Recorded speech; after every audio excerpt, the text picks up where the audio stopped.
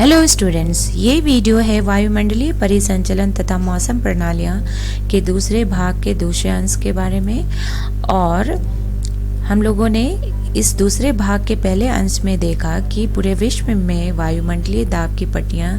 कैसे पाई जाती हैं और इनके विभिन्न नाम क्या क्या होते हैं। साथ ही हमने देखा कि पवनों की दिशा व वेग को प्रभावित करने वाले विभिन्न बल कौन कौन से होते हैं, जिसमें हम लोगों ने जाना घर्षण बल कैसे प्रभावित करते हैं पवन की दिशा व वेग को,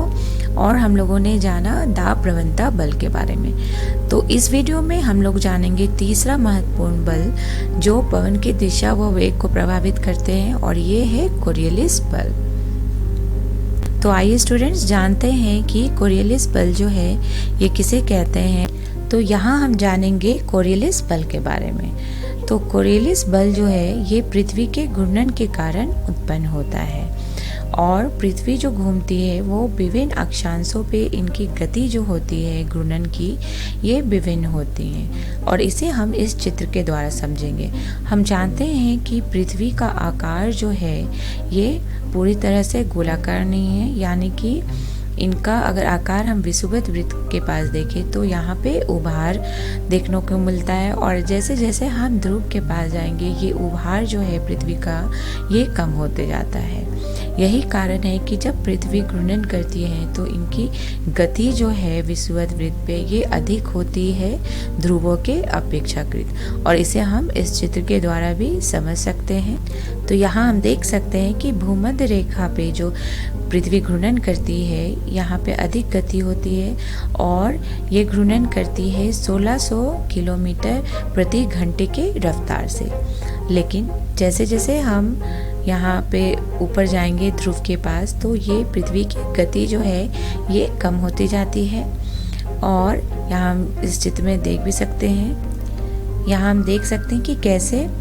भूमध्य रेखा पे जैसा कि हम लोगों ने कहा इनकी गति होती है 1600 किलोमीटर प्रति घंटा, और फिर जैसे हम ऊपर जाएंगे तो इनकी गति जो है ये घटती जाती है, यानी ये 1600 किलोमीटर प्रति घंटा जो है भूमध्य रेखा पे ये घट के हो जाता है 1400 किलोमीटर प्रति घंटा, और फिर ये घट के हो जाते हैं 800 किलोमीटर प्रति घंटा, और अगर हम ध्रुव पे देखें तो इनकी गति हो जाती है 0 किलोमीटर प्रति घंटा। तो इस तरह जो है पृथ्वी का जो घूर्णन होता है इनकी गति विभिन्न अक्षांशों पे जो है ये कम होती जाती है। तो इनकी गति जो भिन्न अक्षांशों पे अलग अलग होती हैं, इन्हीं के कारण जो है कोरियोलिस प्रभाव होता है। तो हम यहाँ कह सकते हैं कि ये कोरियोलिस प्रभाव जो है ये उत्पन्न होता है पृथ्वी के घूर्णन के कारण।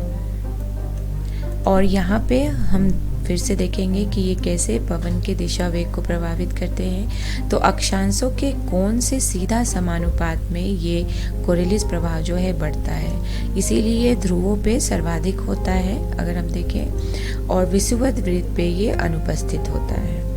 यानी चूंकि ये कोरियोलिस प्रभाव जो है अक्षांशों के कोण से सीधा समानुपात में बढ़ता है, यही कारण है कि ध्रुवों के पास ये सर्वाधिक और विषुवत वृत्त के पास ये अनुपस्थित होते हैं। तो अब यहाँ जानेंगे कि ये कोरियोलिस प्रभाव जैसा कि हमने देखा विषुवत वृत्त पे इनका प्रभाव कम होता है या अनुपस्थित होता है, लेकिन ध्रुवों पे इनका प्रभाव अधिक देखने को मिलता है। तो यहाँ हम देखेंगे कैसे इनके प्रभाव के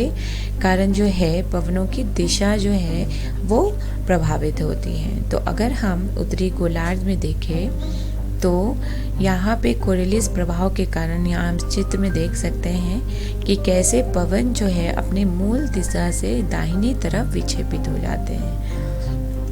और यही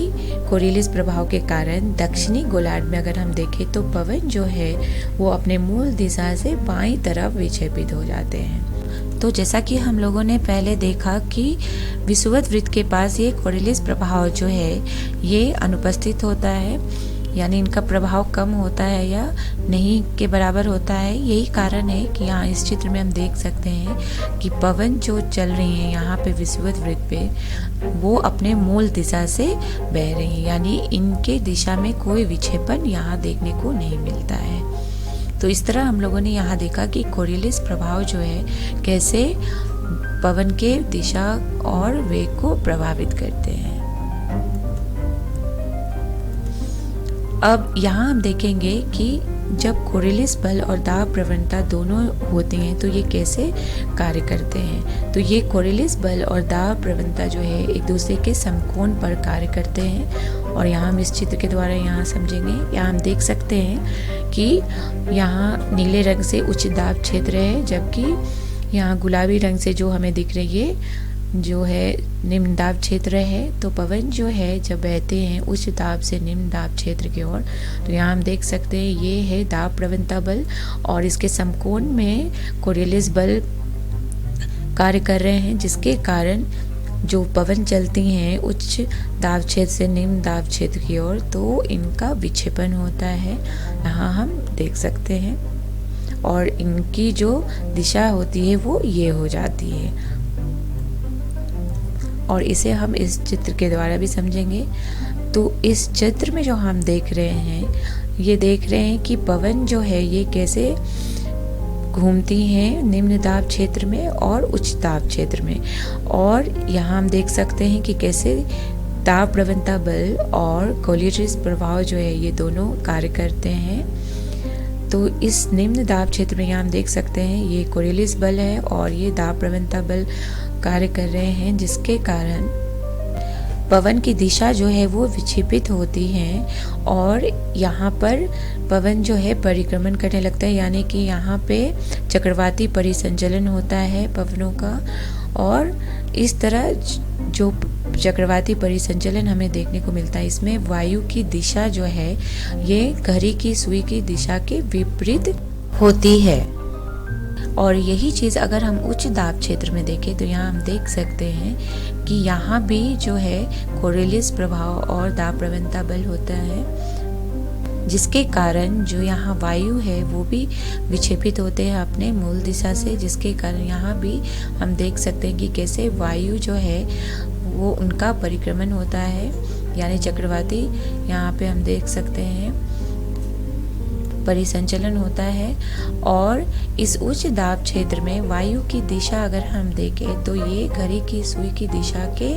अनुरूप होती है, यानी क्लॉकवाइज डायरेक्शन में होती है। तो इस तरह की स्थिति जो है हमें उत्तरी गोलार्ध में देखने को मिलता है, यानी उत्तरी गोलार्ध में निम्न दाब क्षेत्र में इन दोनों बल के प्रभाव के कारण पवन की दिशा जो है वो होती है घड़ी की सुई की दिशा के विपरीत, यानी एंटी क्लॉकवाइज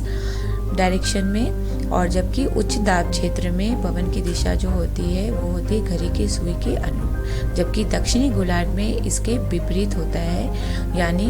दक्षिणी गोलार्ध में निम्न दाब क्षेत्र में वायु की दिशा जो है वो क्लॉकवाइज होती है, यानी घड़ी की सुई के अनुरूप होती है, जबकि उच्च दाब क्षेत्र में पवन की दिशा जो है दक्षिणी गोलार्ध में वो घड़ी की सुई के दिशा के विपरीत दिशा में होती है। तो यहाँ हमने देखा कि कैसे कोरियलिस बल और दाब प्रवणता बल के कारण जो है